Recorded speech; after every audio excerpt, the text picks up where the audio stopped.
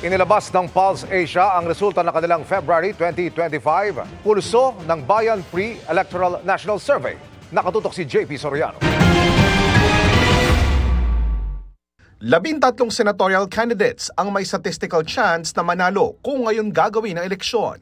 Sina Senador Bongo, Congressman Erwin Tulfo, dating Senador Tito Soto, Senador Bong Revilla, Senador Bato de la Rosa, TV host na si Willie Revillame, broadcaster na si Ben Tulfo, dating Senador Manny Pacquiao, Senador Lito Lapid, Makati Mayor Abby Binay, Senador Pia Cayetano, Congresswoman Camille Villar at dating Senador Ping Lacson. Isinagawa ang survey February 20 to 26 at may margin of error na plus-minus 2%. Sa face-to-face survey, tinanong ang 2,400 respondents kung ang eleksyon ay ginawa noong survey period, sino-sino ang iboboto nila bilang senador. Sabi ng Pulse Asia, walang nagkomisyon ng survey.